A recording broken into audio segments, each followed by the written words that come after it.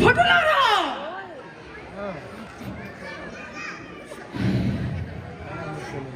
మేము పగ సాధించవాలని రప్పించిన మానవుడు మా పీఠమునికి ఎసరు పెట్టుటయ్యా. ఊరి మానవా, మతి తప్పినదా, మతమెక్కినదా? ధర్మాసనం స్పర్శించుటకు అర్హత లేని నీవు అనినే అధిష్ఠించుటయ్యా. ఎంత ఉన్మాదం, ఎంత అహంకారం, ఎంత కండ కావురము! తుచ్చ మానవా, డబ్బుకు చావు, జబ్బుకు చావు, తప్పుకు చావు, అప్పుకు చావు, చావు నా దేవుడు అని నిత్యం ముత్తుకునే మీరెక్కడా? మీ జనన మరణములు మునివేలతో నిర్ణయించిన మేమెక్కడ్రా? మీ మానవ జాతి అధిపము, స్వల్పు, హేయము, నీచము. అట్టి నీచ జాతిని జన్మించిన నీవు కాదు ఒకటయ్యా, అసంభవము. వృధా ప్రయత్నమును మాని తమ దండనకు సిద్ధముఖము. తల వంచి మొక్కుటే దిక్కురా మీ ఇచ్చం మానవ జాతికి. యమా, ఏమంటివి?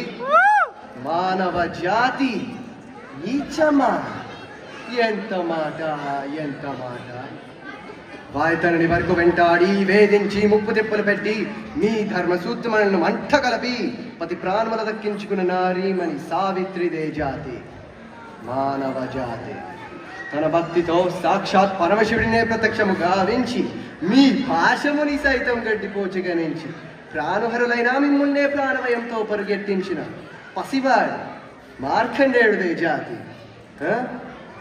మా నవజాతి. నీచమన్న మా జాతి మూలమున ఏనాడో అప్రతిష్ట ముట్ట కట్టుకున్న మీరు నేడు జాతి అని మమ్మ అవహేళన చేయడయా. ఎంత వివేకం, ఎంత అజ్ఞానం, ఎంత కుసంస్కారం! నేడు నుంచి దేవుడు అధికుడు అదుములు నికించ భావాన్ని కూకుడి వేలతో సైతం పెకిలించి వేసదా.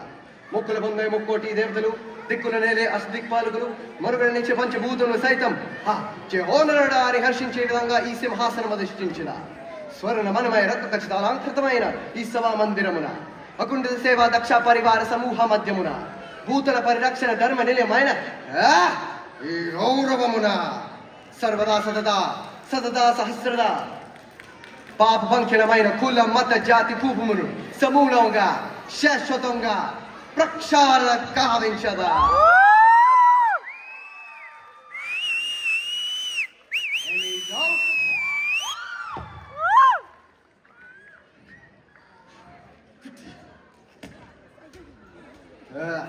వెళ్ళిపో యమా, నేను యమా ఇప్పుడు.